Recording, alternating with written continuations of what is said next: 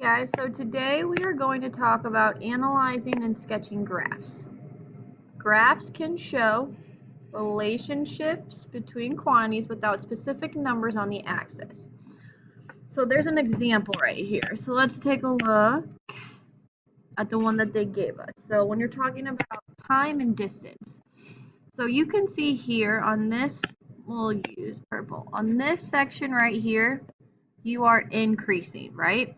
So what this means is as you are progressing in time, notice there's no numbers, but as you are just progressing in time, your distance is getting farther and farther. So we call that increasing. If you look at this next one, it's kind of flat. So this is no constant change, or no change, which is constant.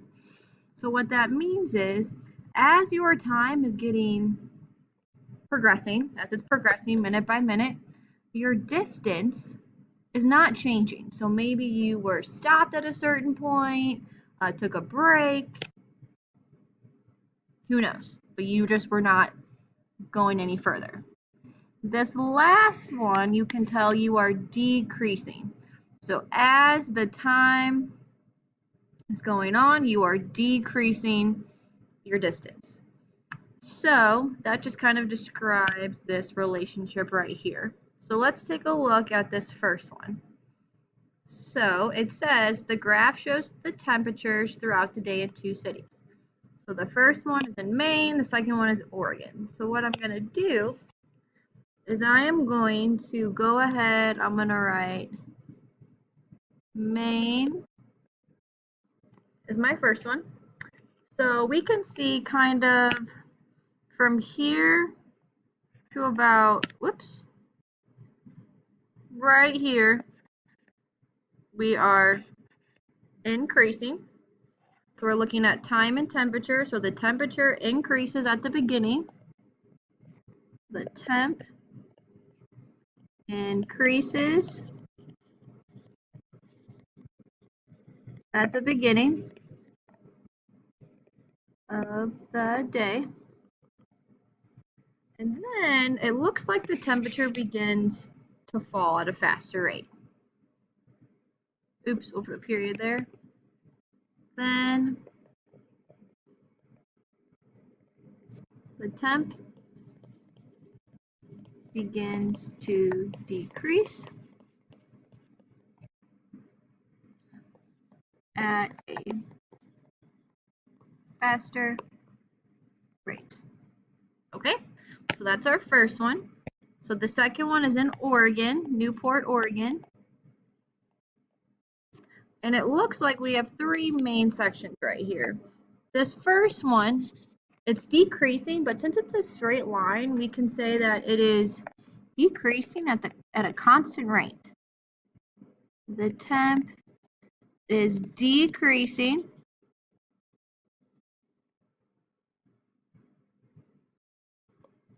at a constant rate. Oops, that should be only one T. And then you can kind of notice in this middle section that the temperature kind of stays the same for a while. Then temp stays the same. And then after it stayed the same for this middle section, it then becomes a decrease again at a constant rate. And then, or increases, sorry.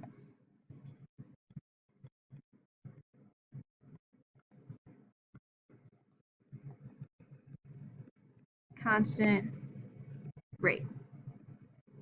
Okay, so you're just taking the sections of the graph, noticing where it kind of changes, and describing what those changes are.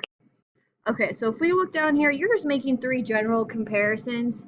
I'm just going to give you three, but you definitely could have more. So I notice on both of these graphs that you are decreasing and increasing at some point. So both show increasing, and decreasing temps. I could also say both are considered nonlinear. Even though this second graph right here does have segments that are linear, the entire thing is not linear. So both non-linear. And then it looks like in Belfast it was warmer at the end of the day than it was in the beginning. And it looks like in Newport it was warmer at the beginning of the day rather than the end. So Belfast was warmer at end of the day than beginning, and then Newport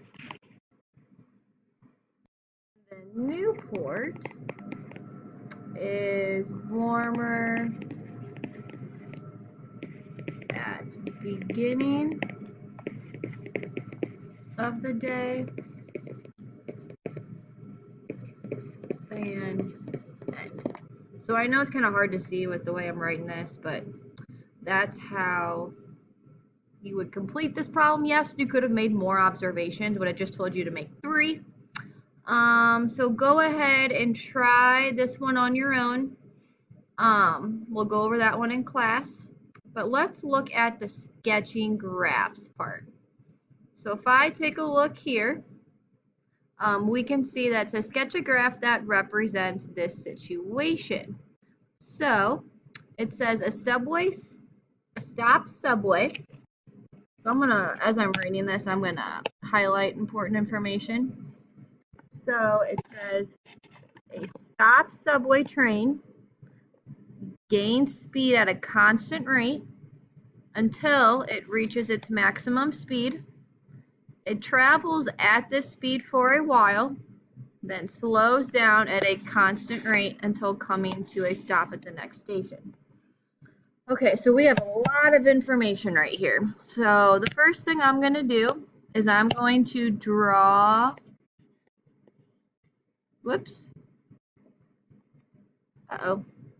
draw my axes. Get my pen back. Ooh. I wonder why it keeps doing that. All right. I'm going to draw this as straight as I can. Okay, so this will be, oh my goodness. Sorry about that. This will be our time, and this will be our speed. Time will always go on your X. Well, they tell you right here. So vertical is speed, horizontal is time. And now we're going to sketch the graph. So the first thing I realized is that my train is completely stopped. So I know at 0, 0, I'm going to be at the origin. So my speed is 0, my time is 0. And then it says, so we get that one. So then it's gain speed at a constant rate. Constant rate means a straight line, okay? Until it reaches its maximum speed. So let's say its maximum speed is right there. There's our maximum speed. Maximum speed. It travels at this speed for a while. So we get at this speed, but we don't go any higher. So we're traveling at the same speed for a while. Then it starts to slow down at a constant rate until coming to a complete stop. Slow down at a constant rate until coming to a stop. So the stopping point is right here where your speed is 0. And then this constant rate right here means that you're staying at the same speed. And then here it's gaining speed. So that is how you would draw this one. And then let's look at the next one. So it says, as television sizes increase, the price decrease at a decreasing rate, or an increasing rate. Okay, so let's draw. Our vertical is price. Our horizontal is TV size. So it says the first thing is that as the television size increases, so as the size is getting bigger, the price is increasing at an increasing rate. So since it doesn't say constant rate, it's not going to be a straight line. So I'm going to kind of draw a little loop right here. So increasing rate means that your slope is getting larger and larger as you go from left to right. And we are increasing, so our arrow is going up. So that's how you would get this one. Go ahead and try your best on the bottom two, and we will go over them in class.